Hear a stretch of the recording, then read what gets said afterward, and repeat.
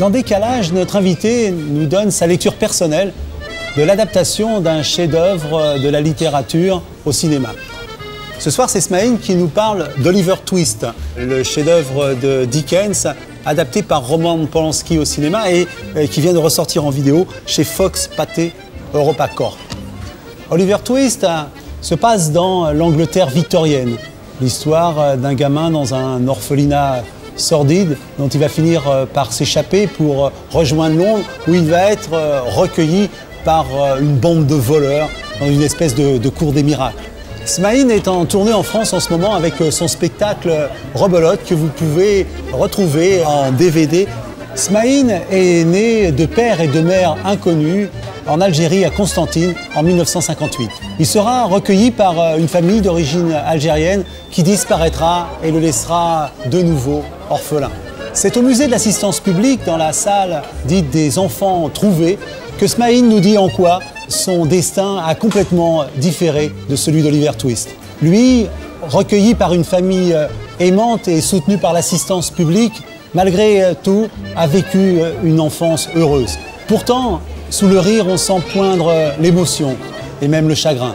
Moi, je remercie Smaïn pour la confiance qu'il nous manifeste en acceptant d'évoquer ce passé poignant. Mais écoutez bien, et c'est lui qui le dit, c'est la dernière fois qu'il en parle.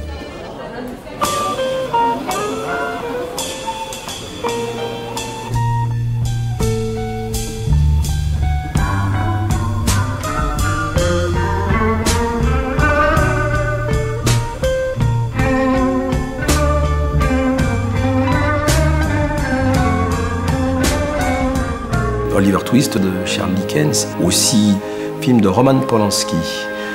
Est-il besoin de parler de Roman Polanski, grand réalisateur, plusieurs fois couronné? Alors Oliver Twist, évidemment, ça me concerne, doublement concerné par ce film. D'abord parce que je viens un peu de la même histoire, enfant, j'allais dire abandonné, recueilli, sauf que c'est pas la même époque. Là, on est au début du 19e siècle, on est en Angleterre. Le film débute par l'arrivée de cet enfant dans cet orphelinat. Il est malmené, malheureux, et il va s'échapper. Et là commence le film. Voilà, c'est le deuxième abandon. Il décide de s'abandonner lui-même.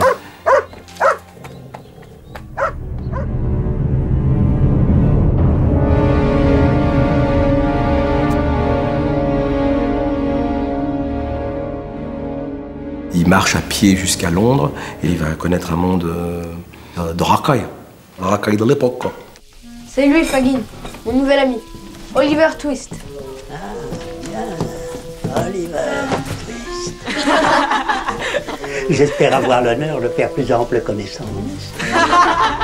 Après, il décide d'aller faire un petit larcin dans une librairie. Il se fait donc arrêter.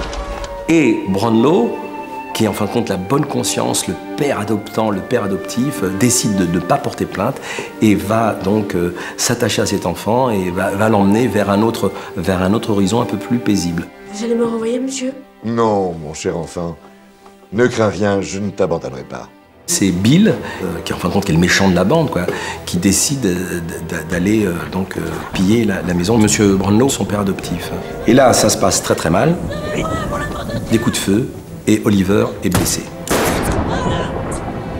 Donc ça se termine par une poursuite où Bill trouve la mort, et en fin de compte, Oliver Twist retrouve son père d'adoption.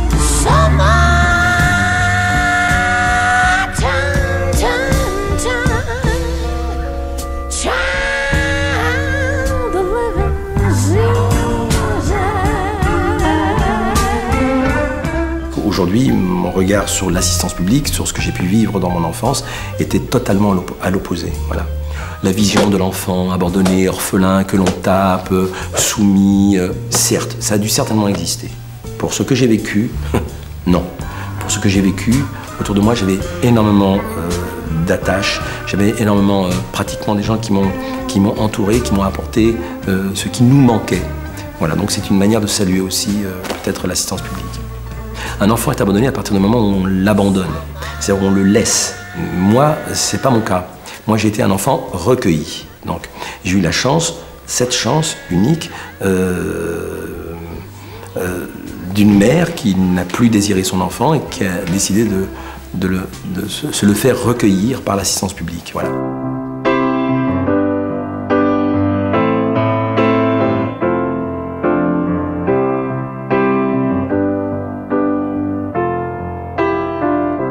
De parler de cette période de ma vie, de l'abandon, d'être un orphelin, etc. Je peux concevoir que ça puisse troubler, mais je pense qu'il y a une corrélation entre les deux. Je veux dire que quand on est humoriste, justement, ou quand on fait rire, on essaie de désamorcer justement toute cette douleur qu'on a à l'intérieur. Alors on rit pour ne pas pleurer. Et maintenant, pour faire plaisir à son papounet, qui c'est qui va nous faire son petit rototo? C'est... C'est fait. Et parfois, il m'arrive, rarement, je pense que ce sera peut-être la dernière fois, de parler un peu de cette histoire, de mon histoire. Parce que d'abord, j'ai eu une enfance très heureuse. Et j'interdis quiconque de s'apitoyer sur mon sort. Justement, je suis là pour dire qu'on peut être un enfant abandonné, orphelin, recueilli. On peut avoir une absence d'identité, mais on peut traverser sa vie avec bonheur. Surtout, grâce à des gens comme Saint-Vincent-de-Paul, à l'assistance publique, à nos enfants, à nos propres enfants aussi. Moi, aujourd'hui, je suis papa et c'est eux qui m'apportent justement ce manque. Voilà. Et donc, je pense qu'on peut construire une vie dans l'absence d'identité. C'est une souffrance, c'est une douleur. On recoud.